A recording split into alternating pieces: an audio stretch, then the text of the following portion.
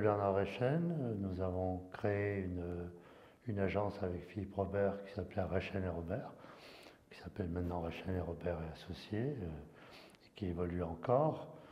Et cette agence, on l'a créée au milieu des années 70, au moment du premier choc pétrolier et au moment du début de la désindustrialisation rapide de tout un ensemble de secteurs industriels, dont la sidérurgie, le textile, etc.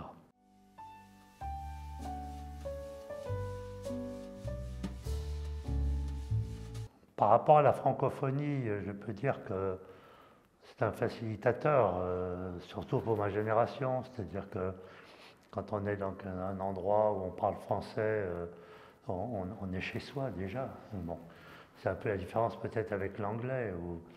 les gens qui parlent anglais sont chez eux partout. Nous, on est chez soi quelque part. Donc il y a une identité peut-être un peu différente autour de ce genre de choses. Mais par contre, je suis plus intéressé en termes de société par l'universalisme de l'objet industriel, devenu symbole de créativité, d'appropriation, de nouvelles technologies.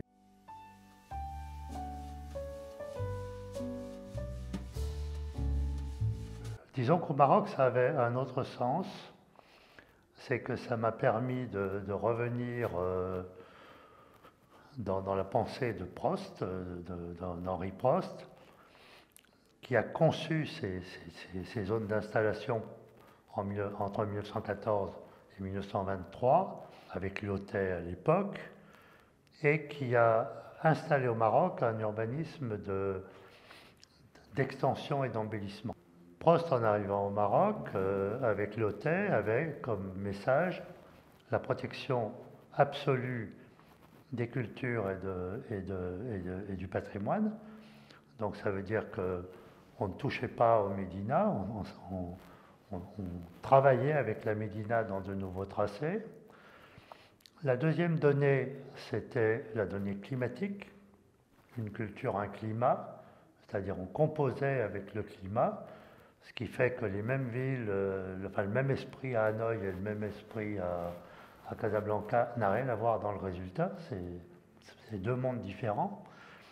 Et puis le troisième élément, c'était le style, donc de pouvoir produire des villes contemporaines autour de l'installation du chemin de fer, autour de systèmes viaires de nouvelles dimensions, et d'installer ce système avec un souci du futur, de la modernité. Et l'art déco, quand on l'analyse aujourd'hui, qui est un peu la période classique du mouvement moderne, très différent de l'art nouveau, on s'aperçoit que c'est une éponge de la réalité. C'est-à-dire que les décors arabes ou marocains, ou les décors asiatiques, ou d'autres types de décors, font que l'art déco absorbe cette énergie, mais aussi ce formalisme. Et donc c'est à la fois universel et quelque chose de localisé. Et je crois que c'est la force de cette époque, c'est qu'il y a eu une conjonction entre cette démarche de l'invention de l'urbanisme au début du siècle, l'opportunité de l'appliquer, à tel point que Casablanca est devenu le laboratoire non pas de l'urbanisme marocain, mais le laboratoire de l'urbanisme français. Et que la première règle sur l'urbanisme à Casablanca, qui est un daïr de 1917, a été transcrit presque intégralement pour devenir la première loi sur l'urbanisme française, qui est la loi Cornuden de 1919. Et je crois que ce grand mouvement a tenu jusqu'à la fin des années 30, on peut dire, avant que le mouvement moderne n'impose ses propres dogmes et ses propres logiques,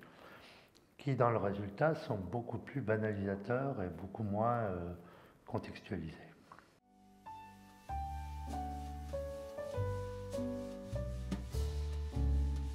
La première règle avec les maires, c'est quand même de repartir de l'idée que l'urbanisme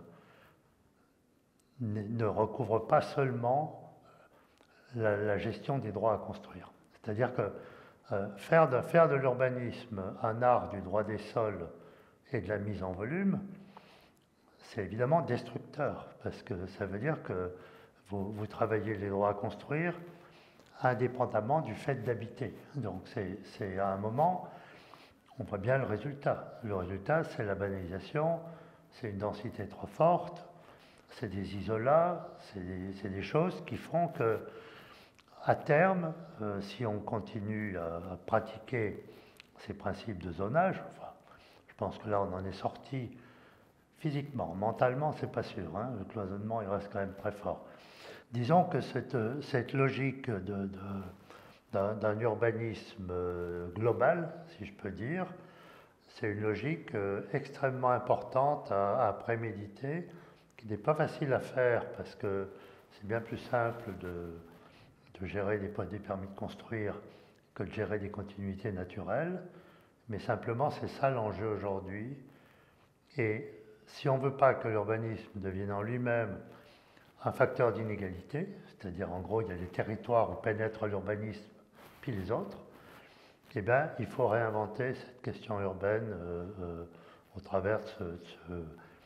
de ce sujet dont la renaturation évidemment est devenue criante, ne serait-ce que pour pouvoir offrir aux habitants des îlots de fraîcheur qui compensent les îlots de chaleur.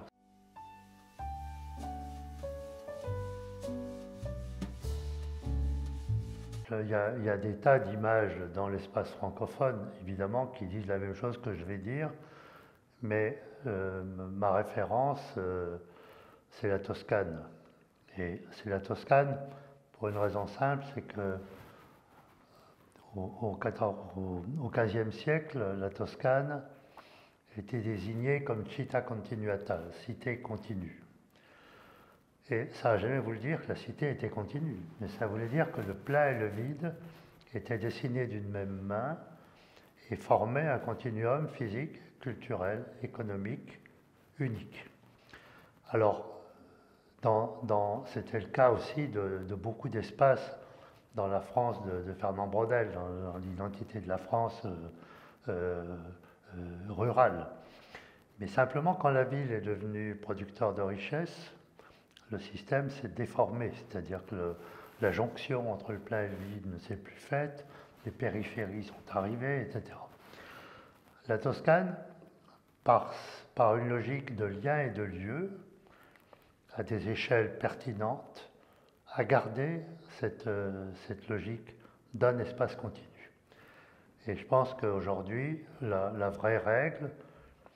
c'est de réinventer ces continuités, de travailler les liens et les lieux, et de sortir du cloisonnement par entité administrative ou municipale pour fabriquer des territoires habités et commençant, si je peux dire, par la gémellité, c'est-à-dire que deux villes mises en tension, encore plus si l'une est au bord de la mer et l'autre à l'intérieur des terres, c'est comme ça que se sont construites les villes-mondes dans l'histoire des villes, et je pense qu'il faut avoir cette sagesse